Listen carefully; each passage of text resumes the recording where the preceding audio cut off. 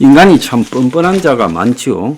자, 지금 양문석의 저런 의혹에도 민주당 지도부는 그냥 가겠다고 방치하고 있습니다. 그래서 내부에서도 그러면 안 된다. 접전 지역에 악재가 된다라는 비판이 나오고 있습니다. 근데 양문석이나 그를 방치하는 이재명, 그보다 더 뻔뻔한 사람이 나왔지요. 문재인입니다. 문재인이가 파란 잠바를 입고요. 부산, 울산, 경남의 PK 지역의 유세에 나서고 있어요. 자기 나발이의 권력을 유지하겠다고 선거판에 지금 발을 얹었어요. 그래서 퇴임 2년 된 전직 대통령이 선거운동을 이렇게 다니는 것은 아마 처음입니다.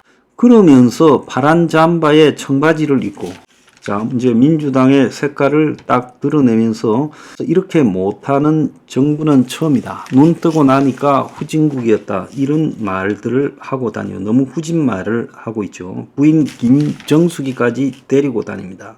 그래서 울산도 가고 부산도 가고 경남도 가고 하면서 지금 여기저기 왔다 갔다 하면서 온갖 말들을 쏟아붓고 있어요. 자, 현직 대통령과 현직 야당 대표의 말도 국민이 듣기가 벅찬데 여기에 전직까지 가세하고 있어요. 정말 제가 70평생 살면서 여러 정부를 경험해봤지만 이렇게 정치 못하는 정부는 처음 봤다. 눈 떠보니 후진국이라는 소리도 들린다. 정치가 너무 황폐해졌고 막말 독한 만들이 난무하는 저질 정치로 전락하고 말았다라고 하면서 지금 정부가 너무 못한다, 너무 무지무능하고 무도하다라고 했어요. 제가 볼 때 이 윤 정권이 지나치게 문 정권을 보호해주고 두들겨 잡고 그걸 까발리지 않은 대가가 이런 방식으로 돌아오고 있다는 거예요. 그래서 제가 뭘 했어요? 윤 보고 대선할 때 국민의힘 당사 앞에 가서 문재인 정권 청산하겠다고 약속하라. 그러면 우리 당이 당신 밀어주겠다고까지 했잖아요. 끝내 그 말 안 했잖아요. 그 대가가 이렇게 돌아가고 있는 거예요. 윤도 정신 차려야 될 일이에요. 그래서 이번 선거는 우리 국민에게 희망 드려야 되는 선거다. 민주당이 중심이지만 조국혁신단 새로운 미래 이런 야권 정당이 힘을 모아야 된다. 저하고 특별한 연고가 있는 지역, 특별한 연고가 있는 후보를 찾아서 조용하게 언언하고 격려하는 게 제 역할이다. 그래서 전직 대통령이 선거운동을 찾아온 사람 만나는 정도를 넘어서서 지역구를 찾아다니면서 하는 것은 전례 없는 사상 초유의 사태라는 거예요. 잊혀지고 싶다라고 한 자가 저렇게 설치는 거. 본인 입으로 퇴임 이후에는 잊혀지고 싶다. 자, 그리고 최악의 정부가 문재인 정부라고 국민들이 다 비판해서 정권 교체가 되지 않았어요? 그런 문재인이가 부동산이 폭등하고 친북 친중 정책에서 국민에게 굴욕감을 안긴 그런 정권이요. 그런 정권의 대통령이 눈 떠보니 후진국이라는 소리를 하고 다닙니다. 그래서 언론들이 일체 비난하고 있어요. 굴정 실패로 5년 만에 정권 넘긴 문의 다음 정부 품평에 대해서, 유세장 품평에 대해서 참으로 기가 차다. 자, 문 정권은 이딴 정책 실패, 국고탕진, 내로남불, 파렴치, 입법 폭주를 점철됐고 퍼주기 정책으로 국가 부채는 400조가 늘었고 마차가 말을 끈다는 소득주도 성당으로 자영업자와 소상공인은 벼랑에 몰렸고 집권 5년 만에 정권 교체가 됐어요. 자, 직선제 선거 이후 항상 집권 세력이 한 번 더 했는데 정권 교체된 정권에서 이런 정부가 처음이다라고 하는 것은 그가 할 말이 아니다라는 겁니다. 그가 잘했다고 하더라도 선거판에 기어들어와서 이런 말을 할 수는 없는 거죠. 이런 문의 행동에 대해서 우리는 어떻게 바라봐야 되나? 이것은 전적으로 윤의 책임이라고 봅니다. 자, 윤은 지금 저런 문을 바라보면서 뭘 느낍니까? 그동안에 은혜를 베풀었더니만 원수로 갔구나라고 느끼겠죠. 윤이 문에 대해서 명확하게 처벌하겠다라는 의지를 가지지 않고 그 밑에 쫄병 몇 명만 건드리다가 그것도 거지부지 끝났지요. 그래서 문재인 정권은 퇴임 이후에 가장 안전한 정권이 됐어요. 윤은 문에 대해서 왜 그렇게 했습니까? 자, 2030에 대해서 이야기 좀 하겠어요.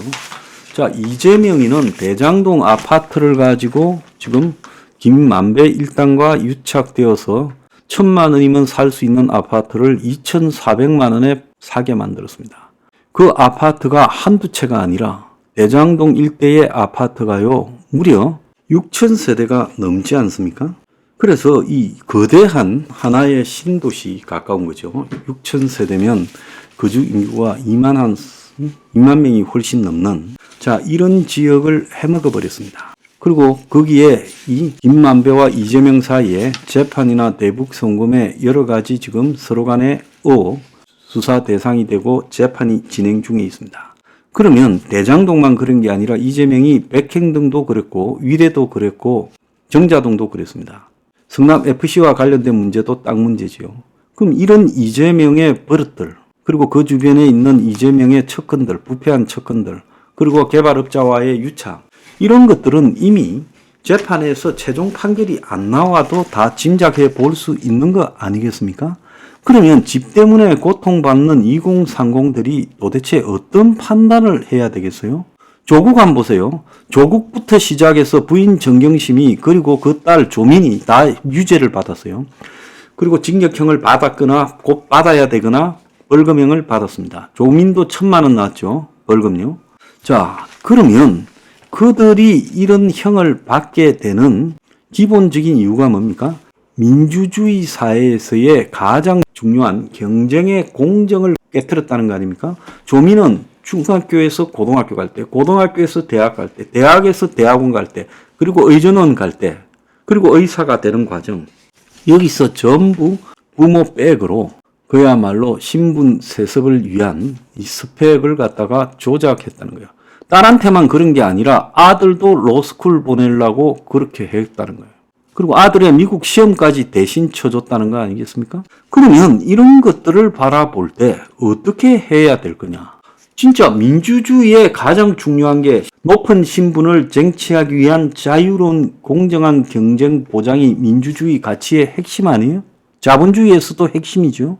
자, 그뿐만 아닙니다. 사람의 기본적인 주거를 둘러싼 부분에서 그 지역의 자치단체 장으로 있으면서 아파트와 관련된 개발을 하는데 들어먹게 만들었다는 것은 지가 받았든 안 받았든 관계없이 그 사람은 아주 나쁜 사람이고 못된 사람이고 악질이죠. 그러면 지금 그 부동산과 신분 이동의 사다리를 박탈했다라는 측면에서 이재명과 조국이 저지른 일은 엄청난 겁니다. 그런데 2030이 윤 정권의 기득권적 행보를 바탕으로 지금 윤 정권에 대해서 지금 상당히 지지를 거뒀죠. 지난 지선 때는 지지를 했다가 지지를 거뒀어요. 그런데 중요한 것은 조국과 이재명이가 저지른 것은 2030의 가장 예민한 부분을 직접 무너뜨린 현행 피의자들입니다. 윤 정권의 형태가 기득권 지향적이다. 제가 많은 비판을 해왔어요. 그것과 조국과 이재명이 저지른 그 기본적인 이 민주주의 사회의 규칙을 어긴 측면과의 사이에서 어느 것이 중요하냐. 자, 그런 것들을 어긴 자들이 윤 정권을 심판하고 끌어내라서 자기들이 정권 잡아서 공정하게 한다고요? 권력이 있을 때 권력을 갖다가 제대로 쓰지 못한 사람들이 더 큰 권력을 잡아서 공정한 세상을 만들겠다? 그걸 믿습니까? 젊은 사람들 정신 차리기 바랍니다.